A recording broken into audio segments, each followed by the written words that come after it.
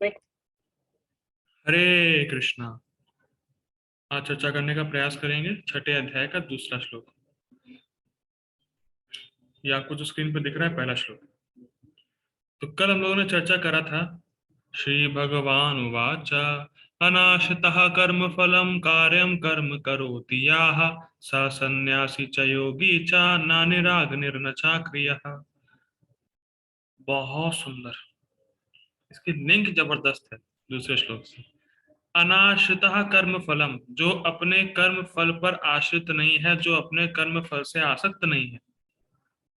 अच्छा, तो कर्म फल से आसक्त नहीं तो कोई कार्य नहीं करता होगा इसीलिए नहीं है ना। कार्यम कर्म करोति यह, वो कार्य करता है, वो कर्म करता है लेकिन अपने कर्म फल से आसक्त नहीं है, तो ये निष्काम कर्म योग की बात हो रही है। ये निष्काम कर्म योगी है। स सन्यासी, वही सन्यासी है। च योगी, वही ध्यान योगी है। वो नहीं। ना निराग्निर, जो ना अग्नि जलाता है, ना चाक्रिय, जो कोई ना कोई कार्य करता है, ना कोई क्रिया करता है। तो फर्स्ट श्लोक में भगवान क्या बताया? जो निष्काम कर्म योगी है वही सन्यासी यानी ज्ञान योगी, और वही अष्टांग योगी। फिर रिपीट कर रहा हूं, ये लिंक है। पहले में भगवान बता रहे हैं जो निष्काम कर्म योगी है। निष्काम कर्म में क्या होता है? व्यक्ति कर्म तो करता है लेकिन कर्म फल के लिए नहीं करता है, हृदय की शुद्धिकरण करता है। भगवान कह रहे हैं ऐसा व्यक्ति ही सन्यासी और ऐसा व्यक्ति ही योगी। वो नहीं जो ना अग्नि जलाता है ना कोई क्रिया करता है। ठीक, ये कल देखा था हम लोगों ने। अब आते हैं दूसरा श्लोक। ठीक है, दूसरा श्लोक पढ़ते हैं। आज का चर्चा का विषय यम संन्यासम इति प्राहुर योगम तम विद्धि पांडवा न ही संन्यस्त संकल्पो योगी भवति कश्चन। यम संन्यासमिति प्राहुर्योगम तम विद्धि पांडवा न ही संन्यस्त संकल्पो योगी भवति कश्चन। ओके, शुभेच्छा माता जी। यं संन्यासमिति प्राहुर्योगं तं विद्धि पाण्डव नहं संन्यस्तसंकल्पो योगी भवति कश्चन। वेरी वेल माता जी, थैंक यू। ठीक है। यम संन्यासम इति प्राहु, जिसको संन्यास कहते हैं। कौन कहते हैं? जो तत्वविद हैं, जो तत्व को जानते हैं। तो जो तत्व को जानते हैं वो जिसको संन्यास कहते हैं। यम संन्यासम इति, इति मतलब इस प्रकार से, इसको जो तत्वविद हैं संन्यास कहते हैं। प्राहु मतलब कहना। योगम तम विद्धि पांडवा, उसी को वो योग भी कहते हैं। हे पांडव, जिसको तत्वविद संन्यास कहते हैं उसी को वो योग कहते हैं। क्यों भाई? न ही संन्यस्त संकल्पो, जिसने, क्या ले रहे हैं गोपाल जी? असन्यस्त, हाँ। हाँ, न ही असन्यस्त, जिसने अपनी भौतिक इच्छाओं का त्याग नहीं किया है। योगी भवति कश्चना, वो कैसे योगी हो सकता है? मैं फिर रिपीट करना चाहूंगा। अर्थ का जो इस श्लोक का बड़ा स्पष्ट है। जिसको सन्यास कहा जाता है उसी को योग कहते हैं। कौन कहते हैं भाई? जो तत्वविद हैं।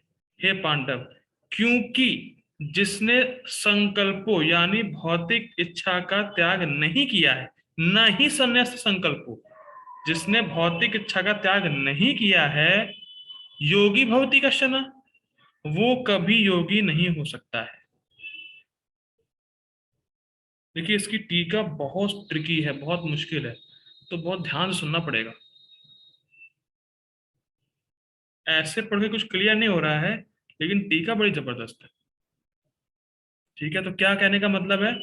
जो तत्वविद जो लोग होते हैं वो कहते हैं जो सन्यास है वही योग है, और बिना भौतिक इच्छा के त्याग किए कोई भी व्यक्ति योगी नहीं हो सकता। ठीक। गोपाल जी पढ़ते हैं, गोपाल जी का वो पढ़ते हैं अनुवाद। हे पांडुपुत्र, जिसे सन्यास कहते हैं उससे ही तुम योग अर्थात परब्रह्म से युक्त होना जानो, क्योंकि इंद्रिय तृप्ति के लिए इच्छा को त्यागे बिना कोई कभी योगी नहीं हो सकता। बड़ा सुंदर है। हरे कृष्णा सुपेक्षा माता जी। यस प्रभु जी। माता जी मैं पॉलिटिक्स की बात कर रहा हूँ यहाँ पे। नहीं। क्यों नहीं कर रहा?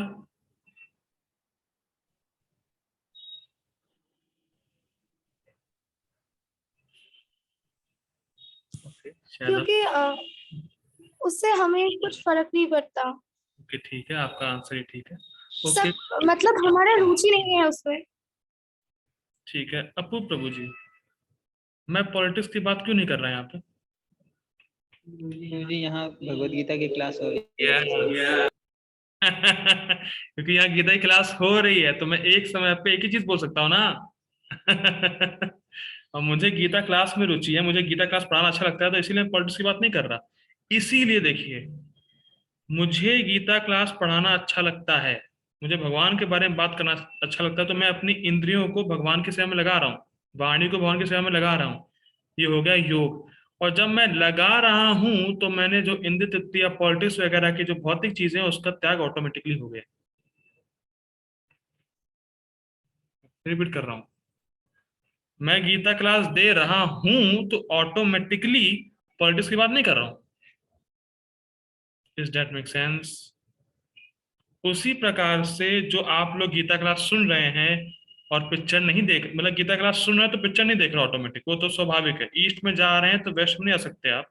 इसीलिए भौतिक इच्छा को त्यागे बिना कोई भी योगी नहीं हो सकता। अगर आप भगवान की सेवा कर रहे हैं, अगर आपकी इंद्रियां भगवान की सेवा में लगी हैं, तो ऑटोमेटिक भोग की सेवा में नहीं लगी हुई है, तो आप सन्यासी हैं और योगी भी। बात समझ में आ रही है? सन्यास में क्या होता है? त्यागना होता है भौतिक इच्छाओं को। तो भाई हम जब गीता क्लास दे रहे हैं तो अभी हम कुछ भौतिक कार्य तो कर नहीं रहे ना, वो तो ऑटोमेटिकली छूट गया। और जब मैं अपनी इंद्रियों को भगवान की सेवा में लगाया हुआ हूं तो वो ऑटोमेटिकली योग है, भगवान से युक्त होना। तो मैं एक ही समय में सन्यासी भी हूँ और योगी भी हूँ। What an amazing. आप लोग भी आप सुन रहे हैं? ठीक है, इसलिए प्रभुपाद जी लिख रहे हैं, इंद्रिय तृप्ति के लिए इच्छा को त्यागे बिना कोई भी योगी नहीं हो सकता।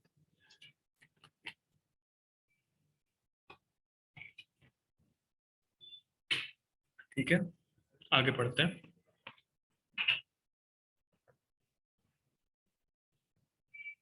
गीता भूषण टीका सुनिएगा बहुत ध्यान से, प्रयास करेंगे समझाने का। सभी इंद्रियों की वृत्ति से विरति रूपक ज्ञान निष्ठा को सन्यास कहते हैं, और चित्त वृत्ति के निरोध को योग कहते हैं। अरे प्रभु जी कहाँ से ले आई ये इतनी कठिन हिंदी? देखिए, ये कोई ज्यादा टफ नहीं है, बहुत सिंपल है। इंद्रियों की वृत्ति, वृत्ति मतलब होता है फ्लो, मतलब भागना, वो कहाँ जाना चाहती है। तो इंद्रिय भोग में जाना चाहती है, तो स्वाभाविक है, हम सब देखते हैं। वृत्ति मतलब उसका इंक्लिनेशन, इंद्रियों का इंक्लिनेशन भोग की तरफ। इंद्रियां हमेशा भोग, अपने इंद्रिय विषयों से संपर्क करना चाहती हैं, ठीक। तो उनसे विरति, रति का मतलब होता है आसक्ति, और विरति मतलब अनासक्ति। तो इस प्रकार से जो ज्ञानी होता है, जो ज्ञान में निष्ठ होता है, वो भोग की इच्छा से रहित होता है। मतलब वो जो जहां अगर इंद्रियां इंद्रिय विषयों में जा रही हैं तो वो उससे आसक्त नहीं। मैं फिर रिपीट करूं, इंद्रियां अपने इंद्रिय विषयों में जा रही हैं, लेकिन सन्यासी उससे भोग से आसक्त नहीं है, अनासक्त है वो। ऐसा नहीं है कि अरे आज अच्छा खाने को मिला, कल भी मिल जाए, परसों भी मिल जाए, नरसों भी मिल जाए, ऐसा नहीं है। इंद्रियां अपने भोग के संपर्क में आई, उससे वो अनासक्त है, उससे आसक्त नहीं है। वो भोगों से आसक्त नहीं है, भोग की सभी इच्छा को त्याग दिया है, उसे संन्यास कहते हैं। इंद्रियों का फ्लो बाहर की ओर रहता है, जो वृत्ति है, लेकिन उससे सन्यासी को, जो सन्यास है, जो ज्ञान में निष्ठ है, उससे उसको अनअटैचमेंट, अटैचमेंट बिल्कुल नहीं होता है। भोग में कोई रुचि नहीं होती, बहुत सिंपल। जैसे मुझे पॉलिटिक्स के बारे में चर्चा करना बिल्कुल रुचि नहीं है, तो लेकिन मैं गीता पढ़ना चाहता हूँ। ठीक, समझ में आ रही है? तो इंद्रियों, जो इंद्रियों का जो भोग है, जो इंद्रियों का इंद्रिय संपर्क में जाना है, अगर जाती भी है तो आसक्त नहीं है सन्यासी। जो ज्ञान में निष्ठ है वो उससे आसक्त नहीं है कि बार बार इंद्रिय विषयों में लगाना चाहता है, वो लगाना चाहता नहीं है। अगर संपर्क कर भी रही है तो ठीक है, कुछ तो इंद्रियों को, इंद्रिय विषयों का कुछ संपर्क तो चाहिए चाहिए, लेकिन वो उसमें आसक्त नहीं कि बार बार लगा रहा है। वो उससे इंद्रियों की वृत्ति से विरति, अनासक्त है। ठीक, उसको संन्यास कहते हैं। या सिंपल भाषा में समझे तो भोग की इच्छा से रहित है। वो अपनी इंद्रियों को भोगों में नहीं लगा रहा है, वो अपनी इंद्रियों को रोक के रखा है, भोगों से दूर रखा है। ठीक, और चित्त वृत्ति के निरोध को योग कहते हैं। देखिए, चित्त आप जानते हैं, चित्त मतलब इंटरनल सेंसेस, मन बुद्धि। तो चित्त वृत्ति के निरोध को योग कहते हैं। चित्त वृत्ति मतलब मन बुद्धि की वृत्ति। तो मन, और मन की वृत्ति क्या है कि मन की वृत्ति है कि मन इंद्रियों को इंद्रिय विषयों में आगे बढ़ाती। मैं फिर रिपीट कर रहा हूं, मन में कुछ अच्छा लगता है तो मन इंद्रियों के माध्यम से ही आनंद लेता है। ठीक है, तो मन की वृत्ति क्या है कि वो इंद्रियों से, मन मन क्या है, मन सुख लेना चाहता है इंद्रियों से बाहरी वस्तु का। ठीक, मन की स्वाभाविक वृत्ति, जो गंदी वृत्ति, जो हमारा जो दूषण है, जो भोग के वासना है, उसकी वजह से मन का क्या हो गया, स्वभाव क्या होगा कि वो इंद्रियों के माध्यम से बाहरी, जो बाहर की चीजों का सुख है वो लेना चाहता है। ठीक, अब उसको निरोध मतलब उसको वहां से हटा के भगवान की तरफ लगाना, इसको योग कहते हैं। अपनी चित्त वृत्ति को बाहर की वस्तुओं से हटाकर अंदर की ओर केंद्रित करना, आत्मा पे ध्यान करना, परमात्मा पे ध्यान करना। चित्त वृत्ति जो हमारी बाहर की है उसको निरोध, उसको हटा के अंदर की ओर उन्मुख करना, इसको योग कहते हैं। सन्यास में क्या था, इंद्रिय वृत्ति। ठीक, इंद्रियों को रोका हुआ, इंद्रियों को भोगों में नहीं लगा रहा। और योग में क्या है, अंदर, अंदर का मामला है। चित्त वृत्ति, जो चित्त है उसका, जो मन बुद्धि है, उसको भगवान में केंद्रित कर रहा है इंटरनली। ठीक, उसको योग कहते हैं। कठिन हो रहा है, समझ में आ रहा है? अच्छा, मैं पूछ लेता हूँ एक बार। हरे कृष्णा। आयुषी माता जी, सन्यास किसको बोलते हैं? सन्यास में क्या होता है?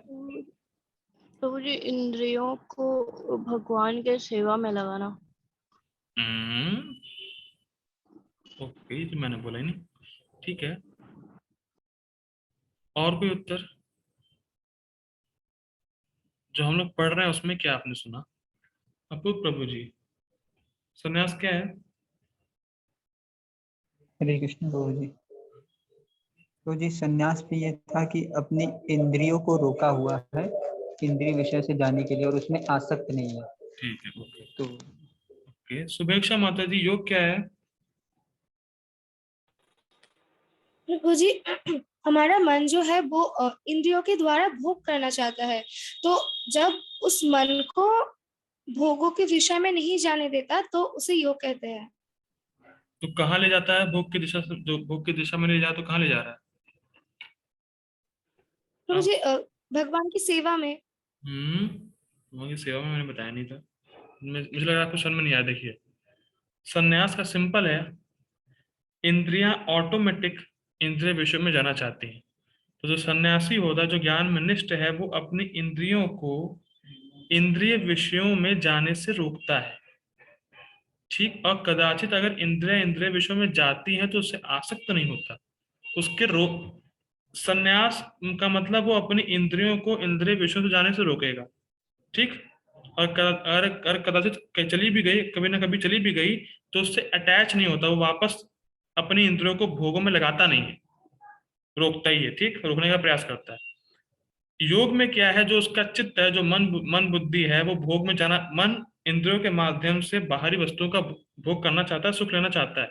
वो अपने मन को बाहरी वस्तु से हटाकर आंतरिक मतलब आत्मा पे ध्यान और परमात्मा में केंद्रित करता है, इंटरनली उन्मुख करता है, अपने हृदय में परमात्मा पे ध्यान करता है, ऐसे कह सकते हैं।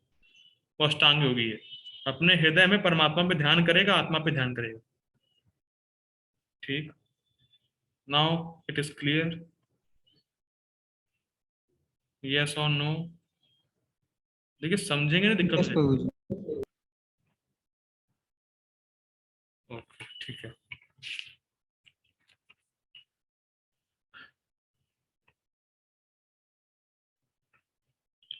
सर्व इंद्रिय व्यापारात्मक कर्म योग के संपादन के द्वारा व्यक्ति ज्ञान और योग का अभ्यास करता है, ऐसा आपने कहा। तो ज्ञान और योग शब्दों की कौन सी वृत्ति के द्वारा आपके इस कथन की सृष्टि हुई? अरे बड़ा बड़ा टफ है। ठीक है, देखिए ये अर्जुन का प्रश्न है। भगवान ने क्या बोला फर्स्ट श्लोक में? जो कर्म योगी है वही सन्यासी है और वही ध्यान योगी है। तो अब क्वेश्चन ये है अर्जुन का, भगवान, तो आप जैसा आपने फर्स्ट श्लोक में बताया, लेकिन मैं तो ये जानता हूं, मैं तो ये समझता हूं, कर्म योग में इंद्रियों के द्वारा कार्य किया जाता है और सन्यास में इंद्रिय वृत्ति इंद्रियों को कार्यों से रोकते हैं, इंद्रियों को भोगों में नहीं लगाते। ठीक, इंद्रियों को इंद्रिय विषयों के संपर्क में नहीं लाते, इंद्रियों को रोकते हैं कि सन्यास में। और अष्टांग योग में चित्त वृत्ति मतलब ध्यान करेगा, अपने चित्त को उन्मुख करेगा। तो दोनों ही केस में व्यक्ति कुछ अपने इंद्रियों से कर्म नहीं कर रहा है। मैं फिर रिपीट कर रहा हूं, कर्म योग में व्यक्ति कार्य कर रहा है, क्यों? हृदय के शुद्धिकरण के लिए। और जो ध्यान ही होता है, जो सन्यासी होता है, ध्यान योगी होता है, जो ज्ञान योगी होता है, वो ज्यादा कार्य नहीं करता, उसका भी रहता है कि ध्यान करता है आत्मा पे। और जो अष्टांग योगी है वो एक और लेवल है, वो आत्मा पे भी ध्यान करेगा और परमात्मा पे भी ध्यान करेगा। तो दोनों ज्ञान योगी और अष्टांग योगी दोनों ही केस में व्यक्ति अपनी इंद्रियों से कार्य नहीं कर रहा है, कार्य को रोका हुआ है और मेडिटेशन में, ऐसा कह सकते हैं। ठीक, लेकिन एक ने अपनी इंद्रियों को रोका हुआ है और एक ने अपने मन को ही भगवान में लगा दिया है। थोड़ा सा इतना फर्क है, लेकिन दोनों ही केस में कार्य नहीं हो रहा है, इंद्रियों से कार्य नहीं हो रहा है। ठीक, तो आप ये क्यों कह रहे हैं कि जिसको संन्यास कहा जाता है, जिसको अष्टांग योग कहा जाता है, वही निष्काम कर्मयोग है? ये आप कैसे कह रहे हैं? भाई हम देख रहे हैं कर्मयोग में तो कार्य हो रहा है ना, और अष्टांग में और जो ज्ञान में उसमें तो कार्य हो नहीं रहा है। तो आप ऐसा कैसे कह रहे हैं कि जो सन्यासी और जो योगी है, जो ध्यान योगी है, वही निष्काम कर्मयोगी है? ये तीनों अभिन्न है, ये कैसे कह रहे हैं आप? बात समझ में आ रही है? क्या अर्थ बताना चाहते हैं आप कर्मयोग का? अर्जुन ये पूछ रहा है। कुछ कुछ आपको याद आ रहा है कि हम लोगों ने उपमा पढ़ी थी ज्ञान योग और कर्म योग के बारे में, कि एक प्रकाश है और एक अंधकार है, मतलब एक में चलो और एक में रुक जाओ। कुछ कुछ याद आ रहा है? 5.2 दोनों अपोजिट थे। अर्जुन ने यस। पहले पूछा था कि भाई ये आप कह रहे हैं चलो और रुको, दोनों एक साथ कैसे करूं? और भगवान ने पहले कहा था कि जिस स्थिति को संन्यास से प्राप्त किया जाता है उसी से कर्म योग के द्वारा भी प्राप्त होता है। इसीलिए मतलब लक्ष्य एक है, इसीलिए दोनों एक है। भगवान ने पहले बताया था, कुछ याद आ रहा हो तो पहले पढ़ रखा है हम लोगों ने। तो वहां पे भी क्वेश्चन आया था कि कर्म योग में कार्य करना होता है और ज्ञान योग में रोकना होता है। तो आप प्रकाश और अंधकार को एक साथ कैसे ले रहे हैं, एक बात में कैसे बता रहे हैं आप?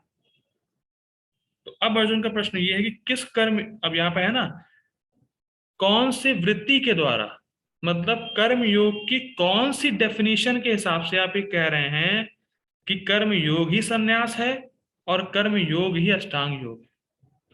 ये क्वेश्चन अर्जुन पूछ रहे हैं भगवान से। भाई हम तो ये जानते हैं कर्म योग में कार्य करना होता है और ज्ञान योग में रोकना होता है, और ध्यान योग में व्यक्ति ध्यान कर रहा है, कर्म नहीं कर रहा अपने इंद्रियों से। लेकिन आप कौन सी डेफिनेशन से बता रहे हैं कि दोनों एक है? मतलब कर्म योगी संन्यास है और कर्म योगी अष्टांग योग है, आप कौन सी डेफिनेशन से बता रहे हैं? ठीक, अब मैं क्वेश्चन पूछता हूँ, पहले क्वेश्चन क्लियर हुआ नहीं हुआ। अपूर्व प्रभु जी, अर्जुन का प्रश्न क्या है? हरे कृष्णा प्रभु जी।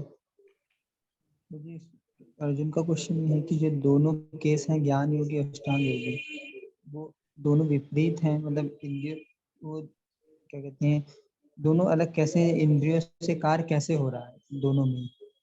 जैसे ज्ञान योगी वाला था कि एक जैसे आपने बताया अंधकार है, एक प्रकाश है। हाँ, तो वही पूछे कि आप किस डेफिनेशन से कह रहे हैं कि वो ज्ञान योगी निष्काम योगी है और निष्काम वाला ज्ञान योगी है, किस हिसाब से कह रहे हैं वो पूछ रहे तो किस हिसाब से आप ये कहना चाहते हैं कि कर्म योग ही ज्ञान योग है और कर्म योग ही अष्टांग योग है? ठीक, अब ये प्रश्न अर्जुन पूछ रहे हैं। ठीक, अब आगे बढ़ते हैं। भगवान उत्तर दे रहे हैं। हे पांडव, तुम यह जानो कि शब्द के अर्थ के तात्पर्य को जानने वाले प्राहु यम संन्यासम इति प्राहुर, प्राहु मतलब जो जो शब्दों के अर्थ को समझते हैं, तात्पर्य को जानते हैं, वो ऐसा कहते हैं। मतलब भगवान पूछा ना क्या आप कौन सी डेफिनेशन से बता रहे हैं, तो भगवान रेफरेंस दे रहे हैं जो तत्वविद है कि भैया वो भी ऐसे ही बोलते हैं। बात समझ में आ रही है? अर्जुन ने पूछा आप कौन सी डेफिनेशन ले रहे हैं, किस हिसाब से बता रहे हैं? तो भगवान कह रहे हैं भाई मैं ही नहीं बता रहा, जो शब्दों के तात्पर्य को जानते हैं वो भी ऐसा ही बोलते हैं। मतलब भगवान भी रेफरेंस देते हैं, और यहाँ पे सो कॉल्ड रास्कल बिना कुछ रेफरेंस दिए बोलना शुरू कर देते हैं, जो परंपरा में नहीं है। भगवान भी रेफरेंस दे रहे हैं, भाई देखो, मैं तुम्हें मेरी बात पे विश्वास नहीं हो रहा, मेरी बात मत मानो, लेकिन जो ऋषिगण हैं, जो बड़े बड़े हाईएस्ट स्कॉलर्स हैं, जो तात्पर्य को जानते हैं, जो इन शब्दों के अर्थ के तात्पर्य को जानने वाले हैं, वो भी ऐसा ही बोलते हैं। तो शास्त्रों का रेफरेंस, शास्त्रों का, गुरु का रेफरेंस बहुत जरूरी है। बिना उसके आप कोरी कल्पना से कुछ नहीं बोल सकते। ठीक है, आगे बढ़ते हैं। हे पांडव, तुम यह जानो कि शब्दों के अर्थ के तात्पर्य को जानने वाले जिस निष्काम कर्म को संन्यास कहते हैं वही अष्टांग योग है। मतलब कर्म योगी संन्यास है और कर्म योगी अष्टांग योग है। ठीक, अब क्यों है? अब देखिए, भगवान ने बोला, अब अर्जुन का एक और प्रश्न उठा। ठीक, ओके, अगर आप ऐसा कह रहे हैं, देखिए, हम एक मानव के हम एक मानव को हम एक मानव के लिए सिंह शब्द का प्रयोग करते हैं यदि उसमें शौर्य आदि गुण का सादृश्य सिंह से होता है, परंतु यहां क्या समानता है? भाई सुंदर, देखिए, अर्जुन बोल रहे हैं, भाई देखिए, कभी कभी किसी इंसान में, किसी व्यक्ति में बहुत बहुत शौर्य होता है, तो हम उसको शेर कहते हैं कि अरे तो शेर है। ठीक, लेकिन उसमें समानता होती है। जो सिंह का शौर्य होता है उसी प्रकार का शौर्य उस व्यक्ति में होता है, इसलिए हम सिंह बोलते हैं ना। भाई हम कहते हैं वो इंसान सिंह है, लेकिन सिंह की तरह दिखता नहीं है कि भाई उसकी मुंह, मतलब उसके बड़े बड़े बाल हैं, फर हैं, वो ऐसे चलता है, फिर ना होता है। सिंह की तरह दिखता नहीं है, लेकिन जो सिंह का जो गुण है शौर्य, वो उसमें समान रूप से सादृश्य, मतलब इक्वल, एक मात्रा में माना जाता है, एक मात्रा में मिलता है। तो आप कहते हैं कि भाई ये व्यक्ति शेर के समान है, या ये व्यक्ति शेर है, क्योंकि शेर का जो शौर्य है, जो उस व्यक्ति का शौर्य है, वो उसमें आपस में सादृश्य, समानता है। इसीलिए तो आप बोलते हैं ना भाई सिंह है। तो अब आप भगवान ये बताइए कि कर्म योग में और ज्ञान में और अष्टांग में समानता ही कुछ नहीं है, तो आप कैसे बोल रहे हैं? बात समझ में आ रही है? भाई किसी व्यक्ति में शेर का शौर्य हो, तब शेर का कुछ गुण हो उसमें, तब तो आप शेर की उपमा देंगे ना उसको। तब है ही नहीं, कोई समानता ही नहीं, तब क्यों बोलेंगे शेर? ठीक, तो अब अर्जुन भगवान से कह रहा है कि भाई कर्म योग में, ज्ञान योग में, अष्टांग योग में कोई समानता है ही नहीं। जो आप कह रहे हैं वही है, सेम है योग। ठीक, तो जिससे आप संन्यास कह रहे हैं वही कर्म योग है, ऐसा तो मुझे कुछ दिख नहीं रहा कि समानता है, तो आप कैसे कह रहे हैं? समझ में आया आपको प्रभु जी क्या बोला मैंने? बताइए। यस प्रभु जी, समझ में क्या आया। बोला? बताइए क्या बोला? हरे कृष्णा बोले। तो जी इसको एग्जाम्पल से लिया गया, समझाया गया है कि जैसे मानव को सिंह से कंपेयर करते हैं तो उसमें कुछ समानता है, कुछ गुण मिल रहा होगा तभी ऐसा कहा जा रहा होगा। तो उसी को लेते हुए अर्जुन कह रहे हैं कि जो कर्मयोग है, संन्यास है, वो तो उसमें कोई समानता मिल ही नहीं रही है, तो आप कैसे कह रहे हैं कि दोनों है? ठीक है, हरे कृष्ण। आगे पढ़ते हैं। ये बहुत सुंदर है। अब आपको सब क्लियर हो जाएगा। ये भगवान का मुख्य उत्तर है।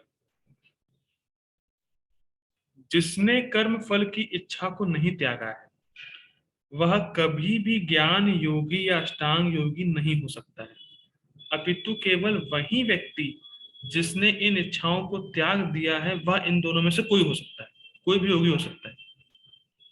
समझ में आई समानता? समानता समझ में आई?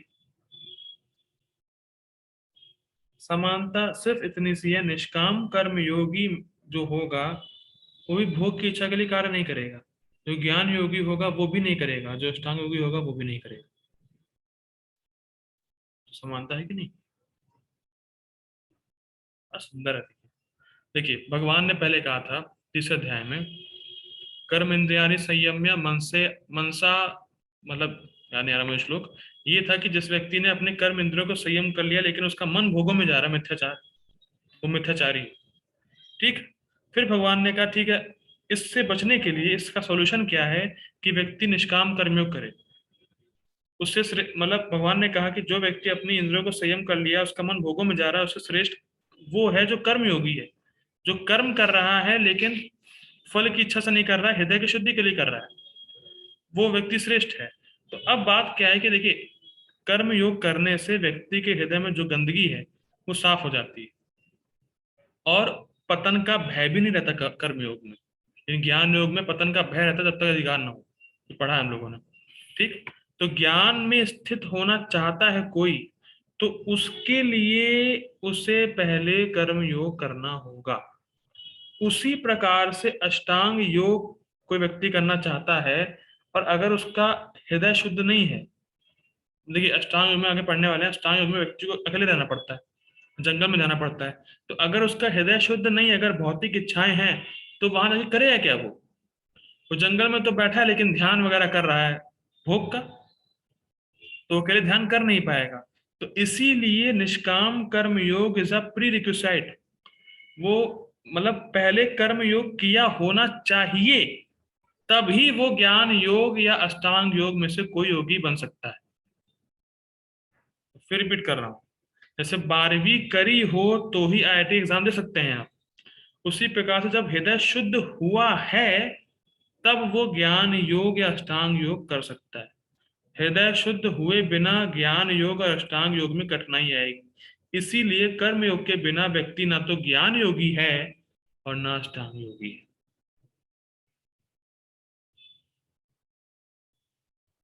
बात समझ में आई? कर्म योग किए बिना ना कोई व्यक्ति ज्ञान योगी हो सकता है, ना अष्टांग योगी हो सकता है।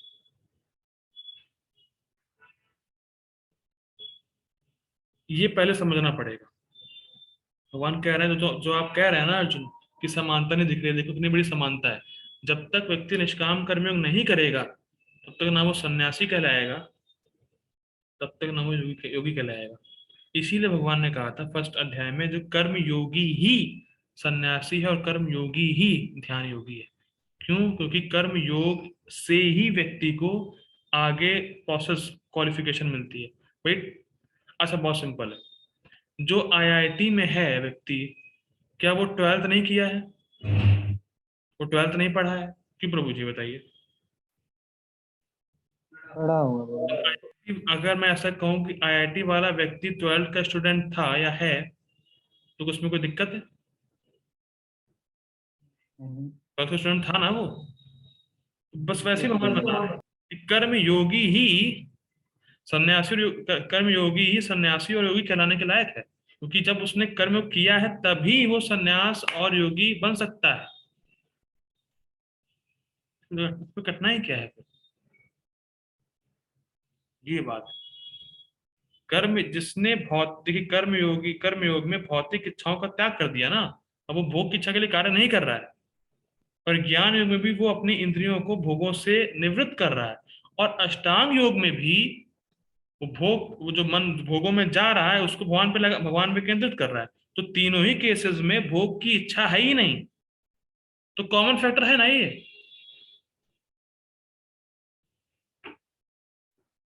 मुझे लग रहा है समझ में आ रहा होगा आप लोगों को। ठीक है, अब मैं ऐसा करता हूँ, हमारी मीटिंग का टाइम खत्म हो रहा है।